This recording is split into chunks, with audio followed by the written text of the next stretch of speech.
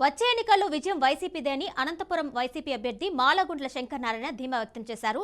ఏపీలో వైసీపీ ప్రభుత్వం అమలు చేసిన సంక్షేమ పథకాలు అభివృద్ధి పట్ల ప్రజలు సంతృప్తిగా ఉన్నారని అన్నారు. ప్రజల్లో ప్రభుత్వం పట్ల వ్యతిరేకత ఉందని టీడీపీ దుష్ప్రచారం చేస్తుందని మండిపడ్డారు.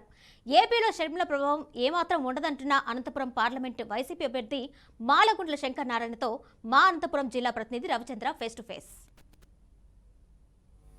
మరో 100 రోజుల్లో సార్వత్రిక ఎన్నికలు జరగనున్న నేపథ్యంలో అధికార వైసీపీ ఇప్పటికే అభ్యర్థుల్ని ముందుగా ప్రకటించడంతో పాటు ఎన్నికలకు పూర్తిగా సర్వసన్నద్ధమవుతుంది.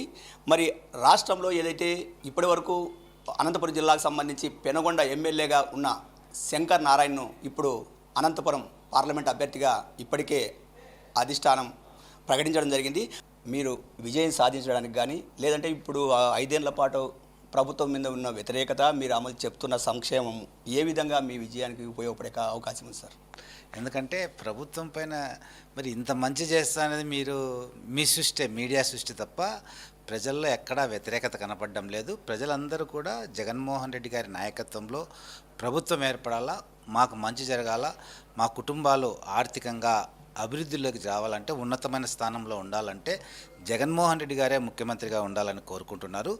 చంద్రబాబు నాయుడు తెలుగుదేశం పార్టీ మంచి చేయదనేది వాళ్ళకి అర్థమైపోయింది. ఎందుకంటే 2014 నుంచి 2019 వరకు వాళ్ళకు జరిగిన మోసము, వాళ్ళకు జరిగిన అన్యాయాలు గమనించారు. కాబట్టి జగన్మోహన్ రెడ్డి గారు ముఖ్యమంత్రిగా ఉంటేనే మాకు మంచి జరుగుతుందని ఈ రాష్ట్రంలో ఉన్నటువంటి 80% పైగా ప్రజలందరూ కూడా భావిస్తున్నారు. కాబట్టి తప్పుకోకుండా మేము అధికారంలోకి వస్తాం.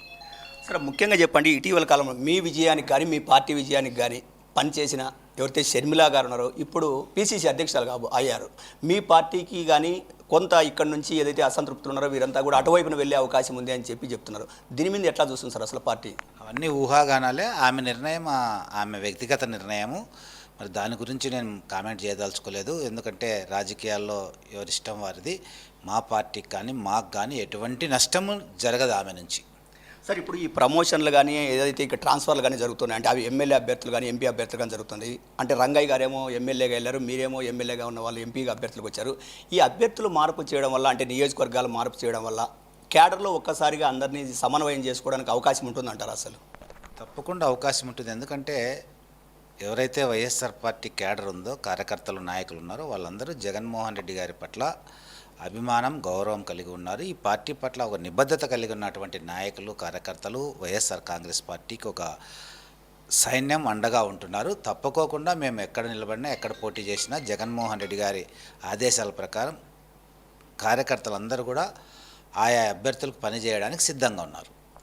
ఇది పరిస్థితి. ఏదైతే అభ్యర్థులందరికీ విజయానికి కూడా కార్యకర్తలు వాళ్ళంతా కూడా చిత్తశుద్ధితో పనిచేయడానికి అవకాశం ఉంది. రెండోది, సంక్షేమాన్ని అమలు చేశాం కాబట్టి ఖచ్చితంగా విజయం సాధించే అవకాశాలు ఉన్నాయి. అభ్యర్థుల మార్పు వల్ల పార్టీకి ఎలాంటి నష్టము జరగదని చెప్పి అనంతపురం ఎంపీ అభ్యర్థి ఎవరైతే ఉన్నారో శంకర్ నారాయణ చెప్తున్న పరిస్థితి. కెమెరా పర్సన్ సాగర్తో రవిచంద్ర, బీఆర్కే న్యూస్, అనంతపురం నుంచి.